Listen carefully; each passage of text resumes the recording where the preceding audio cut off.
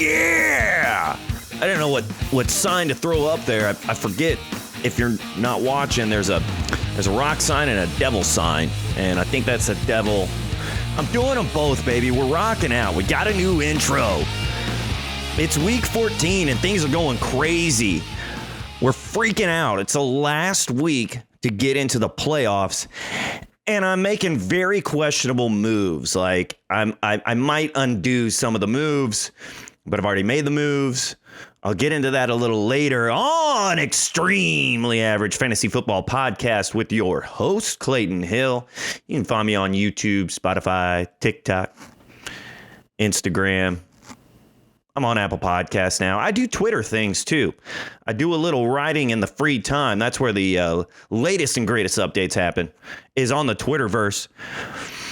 But let's get an overall picture, as we always do at the beginning of the show.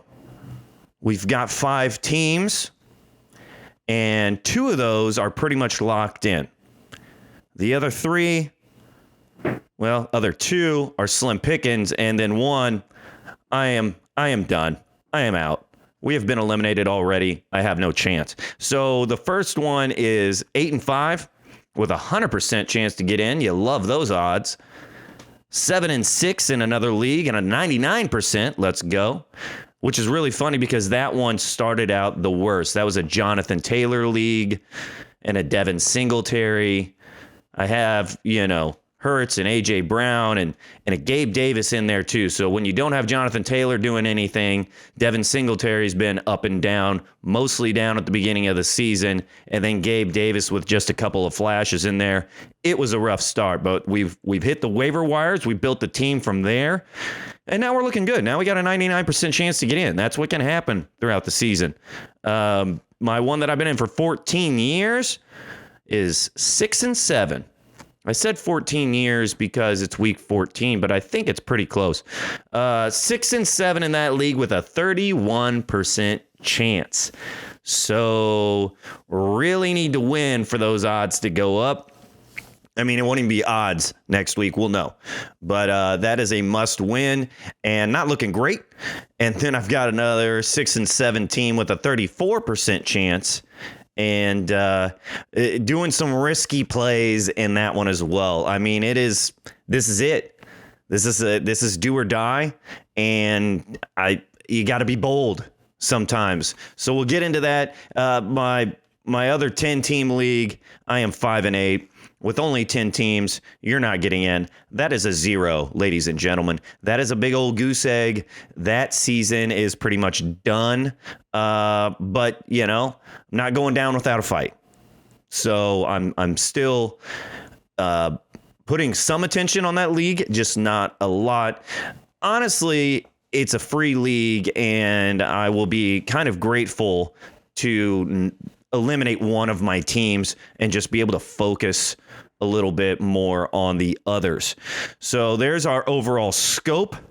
Now, what kind of crazy moves are you talking about, Clayton? You've been hyping it up. What are we doing? We're going to get into drops. Then we'll head into the waiver wire, talk a little bit about some fab, start sit decisions, and then I will go over the ideal playoff matchups again for each position. And I feel like this might be just a quick run through at the end of almost every show, just as a reminder. So it is on there for you. You don't have to backtrack, and we can just rattle those off. So let's start, man. Who am I dropping? What happened? What moves you making? It is week 14. You drop anyone necessary, especially if you are a win to get in situation. You drop anyone that you have to. So in one league, I had Zay Jones, and I believe I started him in week 13, and that didn't work out very well. Jerry Jeudy was on my waiver wire. I hate this. I absolutely hate this, but this is what I'm doing. I dropped Zay Jones for Jerry Jeudy. I don't really want any part of the Denver offense at all. We all know it's been terrible. It's been terrible to watch. It's been terrible to have any kind of ownership, really. But he's been putting up double digits. Okay? Cortland Sutton may not be there. All right? They're playing Kansas City. They're going to need to throw. Without Sutton, Judy being really the favorite target for Russell Wilson, and them going to have to, like, the logic is there. But I am not confident at all. That is one of my risky plays. And I'm okay with dropping Zay Jones for somebody, but to drop him to pick up Jerry Jeudy and to have the balance of your playoffs in the hands of the Denver offense is scary. Halloween's over, but the fright is still there for sure. Allen Lazard was another one that I dropped. I picked him up for free off the waiver wire earlier in the season. He has serviced me well, but now Christian Watson is there, and I have Christian Watson. So I had to make some room. Lazard did not make the cut. I just hope for healthy Watson. Lazard's also on a bye this week. It does me no good. Ta-ta. See you later, Allen Lazard. This one hurt. Jameson Williams. I have been holding on to Jameson Williams for a while. This one I will probably try to undo if I can, if nobody else picks him up. So I have Devin Singletary.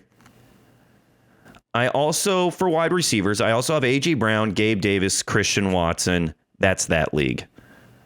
So I kind of have a good core 3 receivers right now. And my running back is where I am struggling. It sucked. So I had to, it was like a multi-move here. I also dropped Deion Jackson. I have Jonathan Taylor, so Deion Jackson was my handcuff. So essentially, I replaced Jonathan Taylor's handcuff with a Devin Singletary handcuff, kind of. We saw James Cook have a little bit of a breakout last game. And the passing game is what was very interesting to me. I'm at a half-point PPR, so it is of some value. And I don't really know which way that's going to go. James Cook is a rookie. He's got more juice. He looks better on the field. And then in that same league, I also had Njoku in the IR spot. That was, and so I had to make multiple moves to get this to happen. So I ended up dropping Jameson Williams and I picked up James Cook. I dropped Deion Jackson to move Njoku off the IR. And then I also dropped Deshaun Watson to pick up the Raiders defense this week as they play the Los Angeles Rams. And we have no idea who is going to be tossing the rock. Even if we find out, the Rams have been pretty bad. Now they put up a fight last week, which is a little scary. So what I probably will end up doing, I have the Jets defense. So I'm rostering 2 defenses. I'm also rostering, I believe, 2 tight ends in that league too. I'll talk about the tight end that I picked up. I think he's a good play this week, but I will probably try because I can't, once you drop somebody in this league, you cannot pick them up until after the waivers have processed. So I can't even put in a waiver claim for him. Waivers process on Saturday at this point. I can't put in a waiver claim for Jameson Williams since I dropped him. Everybody else can put a waiver claim on him. So if somebody else puts a waiver claim on him, he's gone. And I am an idiot because I think Jameson Williams might be a league winner down the stretch. Like if you're in the playoffs and you can make it to 16 and 17, he might be a league winner. So I have to wait till Saturday. And if Saturday rolls around and nobody has claimed him, well, lucky for me, I bartend, I work at night, I'm usually up late. I will be watching at 12:01 a.m. on Saturday to see if anybody has put in a claim. Once that little plus sign goes green, I will add him. I will drop the Raiders. I will stick with my Jets. The Jets had 21 points against the Bills. You think it's a tough matchup, and it is. And I think the 21 points came from a couple interceptions, possibly from Josh Allen. There you go. One of the greatest quarterbacks. I don't know. I just can't remember his name. So that's probably what I'm going to end up doing there. That one's complicated. I'm telling you, this is crazy stuff. The fact that I'm starting Jerry Jeudy. I'm also starting a George Pickens in that same. So I have George Pickens and Jerry Jeudy that I'm relying on. George Pickens hit a flop against Atlanta. Risky business going down. Another move, scary, that I might make. I might have to drop in a league where I have Aaron Jones and A.J. Dillon. I have Dalvin Cook and Alexander Mattison. So I have my running backs handcuffed. That is a picture-perfect scenario going into the playoffs. This is one where I am locked in, I believe, at 100%. 100% in. We are in the playoffs. But I have Mike Williams on IR. So I'm going to have to make room. And I have Isaiah Pacheco in that same league. My thought process is, for something like this, that Isaiah Pacheco has already established himself in an offense. The Chiefs have a really good playoff schedule for running backs. Pacheco is already established. That's kind of big. Alexander Mattison, if he goes into that Dalvin Cook role, I mean, we know that he is good. But I don't believe that the playoff matchups are as good. I think that the talent of Pacheco is there. He runs hard. And so it's kind of the same thing dropping Deion Jackson for a James Cook. James Cook he's out there and he's proved it. He's already involved in the offense. It'd be great to just have a backup in case somebody goes down, just slide someone in there. But if I have to make room for Mike Williams, like I'm dropping Alexander Mattison, and I'm going to hold on to somebody who has a starting role currently. Tough decisions are happening here. All right, those are my drops. I've talked about who I picked up a little bit. Other people out there, this is a tight end that I want to talk about, Hunter Henry. And it could be Johnny Smith too. I believe Johnny Smith's the other tight end. I could undo this one as well to make room in that same where I want Jameson Williams. But what's probably going to happen, I have David Njoku. He didn't play last week with Deshaun Watson. I have no idea what this offense is going to look like. It didn't look good last week. Njoku's also coming off an injury. So you have somebody who's dealing with an injury. He's not completely healed, and you have a quarterback who hasn't played in almost 2 years. We have no idea. They have not played together yet. We don't know what it's going to look like. A lot of question marks going on there. I want a tight end for New England this week because every tight end that faces Arizona has gone off. I put a $16 fab bid in for Hunter Henry. I don't think there was anybody else bidding on him. I probably could have gone for $0. And I'll tell you why I did that coming up right after we go over the waivers. And maybe this is a dart throw. I mean, tight end's been atrocious. So if you're looking for a tight end, get one from the Patriots. This is even good for DFS play if you do that. I talked about picking up the Raiders and the Rams, that matchup. Raiders are not a good defense, but Rams are a terrible offense. Even if Baker Mayfield comes in and he plays, because he was picked up by Los Angeles, I believe today. Even if Baker Mayfield comes in an uncertain situation, I can just see plays being made by the other defense, no matter who it is. And so I'm taking a shot there as well. You feel free to do the same. Jared Goff versus the Vikings. I believe Kirk Cousins is probably rostered in a lot of places. If you're looking for a quarterback, though, Jared Goff is a great option. They're getting their players back. DJ Chark is in there. Josh Reynolds, I believe, is healthy. Jameson Williams, supposed to be the great talent. First-round pick, I believe. Awesome wide receiver. So the receivers are getting healthy. Vikings are giving up so many points through the air. That's a good matchup as well. We talked about James Cook. He is playing the Jets. But rookies coming out in the later part of the season. I believe James Cook is more of what Buffalo is looking for in a running back. That's a good pickup as well. Another quarterback, Brock Purdy, looked good. I don't know who they face, but that's also an option. Don't underestimate him. Going back to the Vikings-Detroit game, I talked about this last week. KJ Osborne for the Vikings, receiver. He had 18 points versus Detroit, same matchup in week 3. We're taking shots. I mean, he hasn't been doing much since then, but we have proof from this one game of what's going on. Detroit's probably going to put all their focus on Justin Jefferson. And if you have Thielen, he might be a good play. I don't know what he did either, but KJ Osborne's more likely out there on the waiver wire. Jameson Williams, we talked about. Michael Gallup is another one worth mentioning. I've never been a big Michael Gallup guy, but he has the Jags in week 15 and the Titans in week 17. So maybe not this week. They're going up against Houston, I believe. I think they're just going to run Tony Pollard and Ezekiel Elliott, and that's all that they're going to have to do.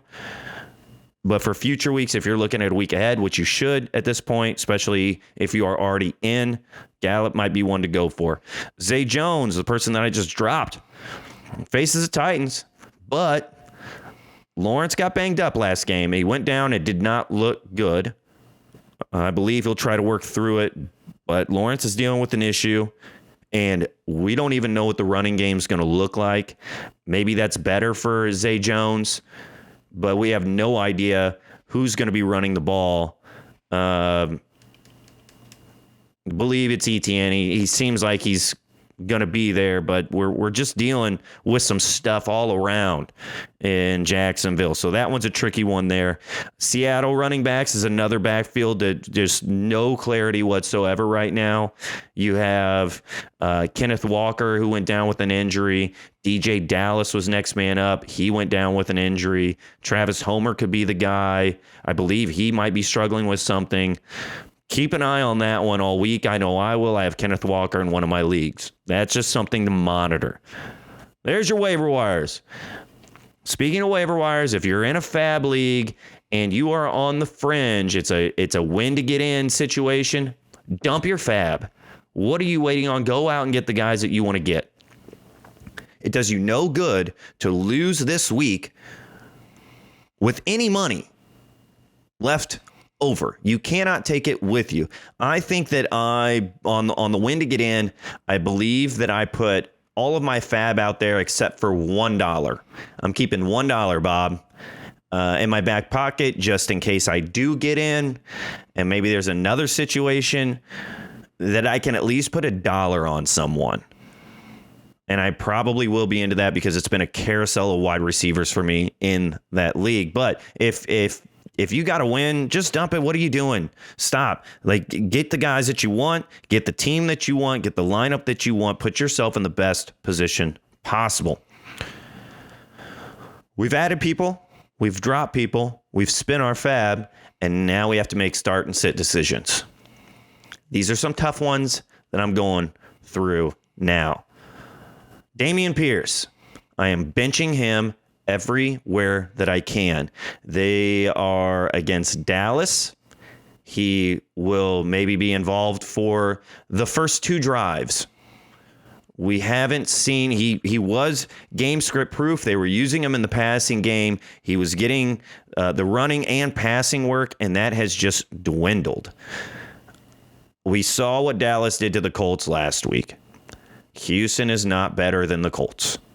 Okay, I just don't. That floor is so low, and I think we find out how low it is this week. In that league, I am benching him essentially for Jerry Jeudy, George Pickens. So I have Hollywood Brown in the flex. So I guess you could say that technically I'm benching him for Hollywood Brown, but I have Jerry Jeudy and Pickens. So Hollywood against New England is still going to play over those two. That's my situation. I'm going with the receiver over Dameon Pierce. And in that same league, I have Alvin Kamara, who's on bye. And this week is easy for me. I don't have to decide whether it's DeAndre Swift or Jamal Williams. I have to play them both. If I'm not playing Pierce in that league, then I'm playing both against the Vikings. I liked what we saw out of DeAndre Swift. Jamal Williams is probably good for 1 touchdown, some yards mixed in there, but I like what's going on there, so I'm starting both Swift and Williams. I am trying to bench Buffalo running backs in my other league.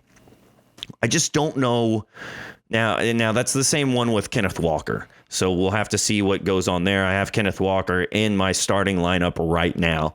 If he does not play, then I will probably go with James Cook over Devin Singletary. I mentioned that a little earlier. James Cook has more juice, and he's involved in the passing game. Dart throw. I mean, who knows? The thing is, if they both get the same workload, if they split the workload, and that's what we see, even though Singletary has been the main back, if we get to a point where they split it, James Cook has the fresher legs, more juice involved in the passing game. That's what I want. But what I really want is Kenneth Walker to play this week. I believe it's against Carolina. That would be fantastic. So let's hope that we don't have to make that decision. Let's hope that Kenneth Walker plays. But if I do have to play, I'm going with James Cook for Buffalo backfield. I am starting Pacheco in one of my leagues. It is against Denver. They are a good defense. The game script is going to be there. There's no way that Russell Wilson can keep up with Patrick Mahomes, and I think the Chiefs get out to a good lead. This is a volume play. Pacheco's going to get a ton of volume, and I think he finds the end zone. So that is a great low floor. I don't know if a low floor is great at all. It's a great floor. How about that? Last one that I got going on, I am right now benching ETN versus the Titans. And that's the one where that's tough. That is a tough one, but the Titans are just so good in the running game or stopping the run that I don't want to put a banged up ETN against it. Really, it makes me nervous. Now, this is also a league where I'm like at a 34% chance of getting in. So I'm taking the upside of Josh Palmer versus Miami. You know, Keenan Allen is there. Mike Williams might be back. But I think that Miami's going to be able to score a ton of points. Like, this is a part that I want to be in, right? We're chasing each other here. Chargers defense is not that great. I think Miami goes out there and puts some hurt on them. And I think that the Chargers are going to have to go to the passing game to keep up. I'm hoping that Palmer is involved in there. I'm benching Pierce in that league too. So benching Pierce wherever possible. Crazy stuff, man. Absolutely. The Jerry Jeudy thing, I'm still not over it. I still don't feel good about it. The Travis Etienne, I'll keep an eye on as the week progresses, but this is one where you got to be looking all throughout the week. There's a lot of injuries, a lot of moves being made within teams, and we're just going to have to take to the Twitterverse. That's where I go and get everything. That seems to be the most immediate way to get any kind of news. So please make sure that you guys are checking on that. And if y'all are making some risky plays, let me know, man. You got to risk it for the biscuit, baby. Quick rundown of the playoff matchups, and then we'll get out of here. Again, you can go to Fantasy Pros. You can listen to Fantasy Footballers. You can go to CBS to find out matchup stuff. I think Sports Illustrated also has a playoff matchup scenario kind of a thing. But we brought up Purdy earlier, Brock Purdy. 49ers have a great quarterback rest of season schedule. Steelers, great quarterback rest of season schedule. Deshaun Watson can get it together. Great rest of season schedule. Tannehill, Lawrence, Tua, Kirk Cousins, Justin Fields, Kyler Murray have a very rough schedule. Kyler Murray, you're not worried about. Justin Fields, I'm a little worried about. When you're Kirk Cousins and you got Justin Jefferson, play him. Tua, probably play him. He's just got too many weapons. Tyreek Hill out there. I know Jalen Wall is a little banged up, but he's a good athlete. Trevor Lawrence is someone to watch. And then Tannehill, I would probably be looking to stream different quarterbacks on a week-to-week basis if you have him. Maybe the same thing with Trevor Lawrence, too. Running backs. Best schedules. Well, that's fun. The Jets. Jets have one of the best schedules, but we don't know what's going on there. That's a carousel, so that's really fun. Saints, you're going to have to wait till week 15, but Kamara has a good schedule. I probably wouldn't do anything with Ingram there. Chiefs have a really good schedule. That's why I wasn't dropping Pacheco. I'm holding on to him. Ravens have a good one. Good luck picking someone there. Lions, that's interesting for me with both Jamal Williams and DeAndre Swift, or you could say it's really good. I'll just play them both every game and let it roll. Titans, which Derrick Henry has been somewhat disappointing as of late, but the Titans have a good one. The backup dude, you might be going to get the backup for Tennessee. I can't think. Dontre Hilliard, I believe is what it is. You might, if you got a spot, Dontre Hilliard might be somebody you want to throw on your bench just in case Derrick Henry goes down. Titans' schedule is juicy. Steelers running backs, good schedule. Warren's been out there. If you got a roster spot, Warren might be somebody you want to pick up. 49ers, the Rams. If you want to just put yourself through absolute torture and possibly lose the playoffs and the championship, by all means, go pick up a Rams running back. Broncos running backs have a good rest of season schedule. And the Buccaneers, worst running back schedules. Josh Jacobs, but it doesn't matter, right? Joe Mixon kind of matters. Joe Mixon does not have a good rest of season schedule. He's been, I believe he'll play this week in the concussion protocol, but we haven't really got the Joe Mixon that we wanted to all year, so that's a little concerning. The Browns have a bad schedule, but you're playing Nick Chubb. Giants have a bad schedule. You're playing Saquon Barkley. Chargers have a bad schedule. You're playing Austin Eckler. Seahawks have a bad schedule, but you don't even know who you're playing. So that's one to monitor there. I mean, if you have Kenneth Walker, you play Kenneth Walker. If it's anybody else, I don't know, unless it's this week. Then you can play whoever's playing this week, play them. Packers have a rough schedule, but you're starting Aaron Jones. That's more for like an A.J. Dillon. Dolphins have a rough schedule. They're already splitting work. That one will be one to watch. Arizona Cardinals have a rough running back schedule. I think James Conner probably still finds the end zone. Commanders have a rough schedule going forward, and it's just been rough all around. It's been tough to read that backfield. Best wide receiver schedules. The Texans, which is fun because we still don't know what's going on there, but Nico Collins might be a good play. The Ravens have a good wide receiver schedule. That's also fun. So Ravens just have a good schedule all around, which is, we have Lamar Jackson. We don't, he's probably missing 2 to 4 weeks. That's going to be rough. It's already been rough trying to figure out who it is. The schedule's so good, but man, that's a dart throw in DFS for me. I don't know if I'm willing to roster anybody there. Panthers wide receivers, it's really just DJ Moore and that's it. So you got them, you just start them, you cross your fingers, hope for the best. Steelers have a good one. I dropped Deontay Johnson for George Pickens. Didn't work out for me last week. I'm not regretting that yet. I still think that George is the favored guy and he's got the talent. But if one of those are out there for you, sure. Browns have a really good one if you don't have Donovan People-Jones. But again, it's like, what are we doing with Deshaun Watson? That's a really tough one, but the schedule's nice. Cowboys have a good one. That's why Michael Gallup, I mentioned him earlier. Broncos have a good one. I mean, it really is. That's halfway why I picked up Jerry Jeudy. He's coming back. If he's a favorite target, God, it's just not pretty. You just don't want to rely on it, but there it is. Saints, that's really just Olave, but there was another guy that kind of broke out against Tampa Bay. Shah something. You might take a look at that. See who's out there for the Saints. It just hasn't been pretty. Packers have a good one. And now it's like, I think Cobb might be back. I forget. There's so many of them that were out and now they're back. So Randall Cobb, Christian Watson, Alan Lazard, and there's another one I feel like that's out there. Jets have a good wide receiver schedule. That's really for Corey Davis. So I would be keeping an eye on Corey Davis. I might drop Judy for Davis next week. We will see. Tough wide receiver matchups. The Chiefs, and that's a carousel anyway. So really, unless you have Juju, I probably wouldn't.